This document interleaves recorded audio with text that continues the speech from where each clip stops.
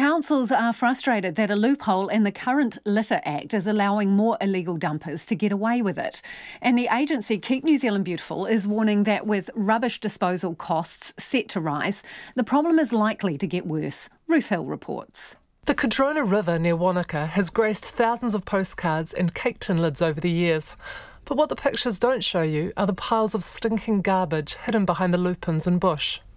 The group Clean Up Cardrona organised a litter pick-up on Tuesday to mark Keep New Zealand Beautiful Week. Coordinator Christine Thompson says the 18 volunteers bagged more than a tonne of trash along the river walks, which are popular with families, dog walkers and horse riders. Bits of dead animals, dead fish in plastic bags. We found lots of household rubbish, camping rubbish, bottles, old furniture. Just disgusting that people think they can just go down there and tip it out. The transfer station is practically at the entrance of this area. Their most disturbing find were body parts from a dead horse scattered over a couple of kilometres. It would seem that somebody thought, well, we'll put a bit of the horse up here and we'll put another bit of it down here and nobody will notice.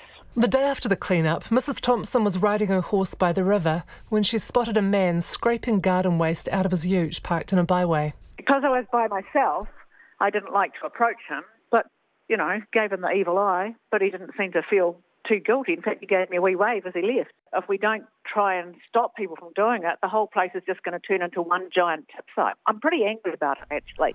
Mrs Thompson passed on the ute's registration plate to the council, but the driver may never be fined. Under the Litter Act, councils can use CCTV footage and licence plates to investigate, but infringement notices can only be issued where a litter control officer catches someone in the act or has reasonable cause to believe such an offence has just been committed. Local Government New Zealand President Stuart Crosby says removing the word just would make the law easier to enforce.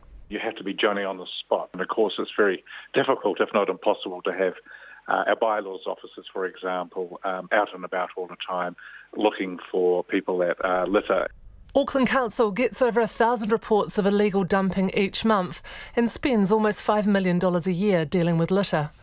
Yet in the last financial year, it issued just 365 infringement notices of between $100 and $400 each.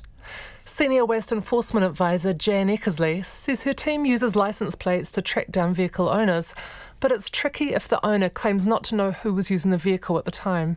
From our point of view, it would be easier if we could infringe the owner of the vehicle and have them be responsible for any littering or dumping that happens from their vehicle.